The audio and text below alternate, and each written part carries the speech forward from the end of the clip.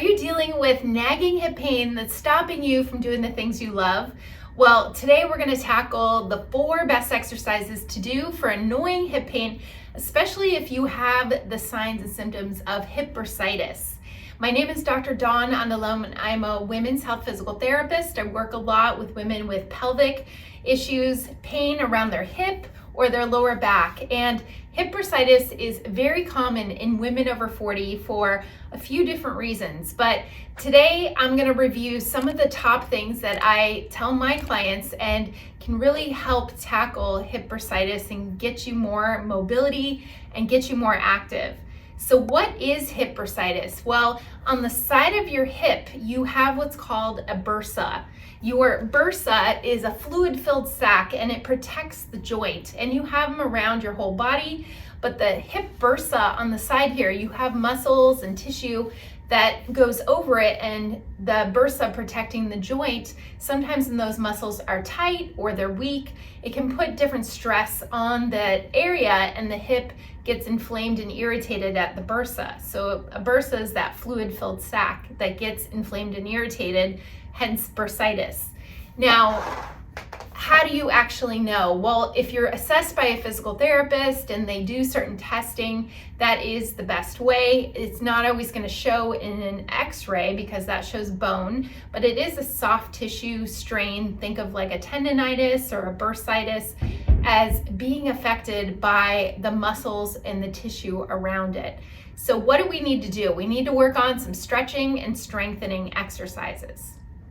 With bursitis, you can have a lack of flexibility in that area because you're in pain and you're protecting it. And walking, sometimes getting up out of a chair or getting in and out of a car can feel like nagging and burning kind of pain. Now, if you're having any severe weakness or numbness, anything like that down your leg, obviously you want to go see a doctor and get tested for any other red flags.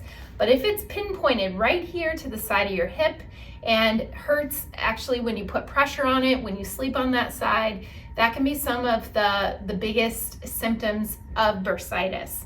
Now, I'm going to show you a couple ways that you want to work on the muscles around there. So the first thing is a figure 4 stretch. And if you watched any of my other videos about hip pain, this is a very helpful one because it works on stretching the muscles around your glute area and those deep hip muscles, even affecting the pelvic floor, which is deep into your pelvis, and all those muscles around your hip. They are helpful for stabilizing your hip when you're walking and you're moving, but they also can become very tense and tight and then put an irritation on the bursa.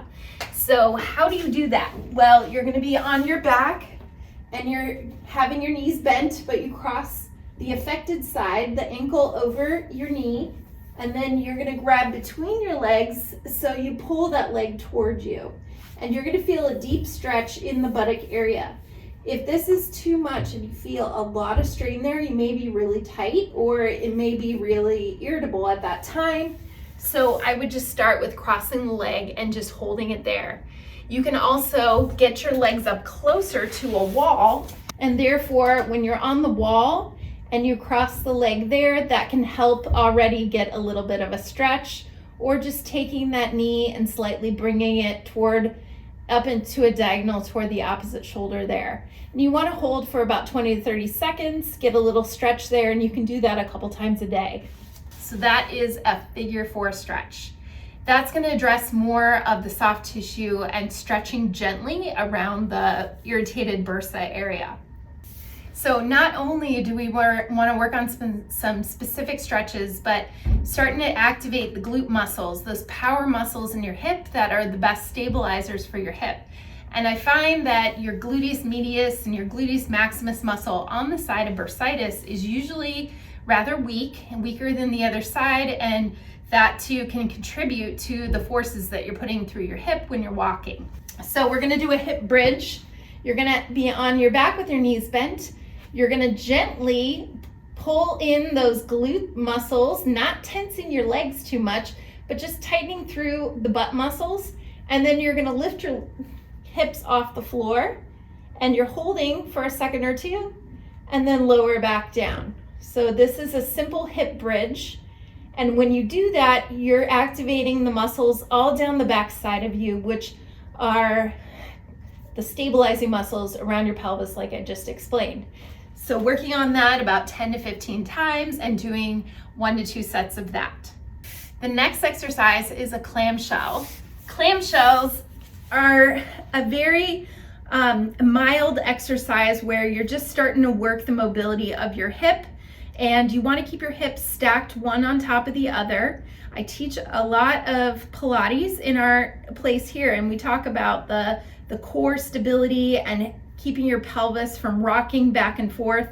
So when you do this exercise, you don't want to twist and rotate through your hips or your back.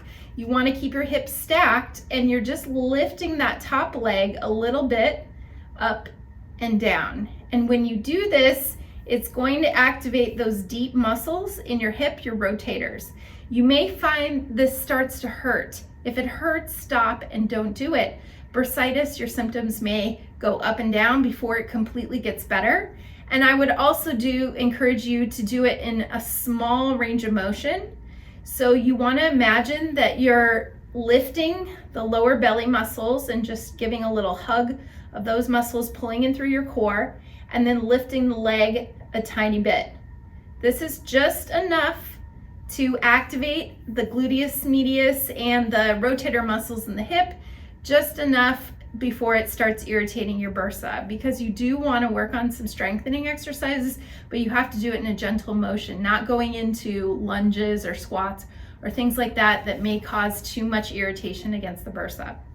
Okay, and then the last exercise is a hip abduction or a kick out exercise. So I'm gonna hold on to something. I'm gonna keep my hips in a nice aligned position. So I'm not gonna lean to one side when I do it. Pull in and up gently through those core muscles and say this is the affected hip. I'm lifting that leg just slightly out to the side, back at a diagonal. So you don't want the leg in front of you. You want it just slightly back at a diagonal, and you're gonna lift in through the core and then pick the leg up. So that way you're gonna work that gluteus medius muscle, your stability muscle through the pelvis. And you can do a set of 10 of those. Important to do on both sides because we want to work on muscle imbalances, and you may notice you're gonna be a lot stronger on the side that is not hurting you. Other things like ice and being able to sleep on the opposite side with a pillow between your knees or on your back, those can be very helpful too for alleviating some of your symptoms. So go back and watch my other video about hip bursitis and also about hip pain. I have a couple on this channel, and I would love to hear from you. So if you've tried any of these exercises or you've tried something else that has helped you, then comment below. I have other helpful videos all about women's health topics and Pilates-based exercises, and I love to share them with you. So hit the subscribe button so you can watch more. Now, if you are dealing with this hip bursitis and it's not getting better and it's been more than 3 to 4 weeks, well, definitely consult with a physical therapist. They're going to be able to guide you in the right direction, and seeing a doctor if any other further testing needs to be done. But hip bursitis, because it's a soft tissue injury, can usually heal itself really well with the right addressing it with the muscle imbalances and the right types of exercises for you, and even lifestyle changes as well.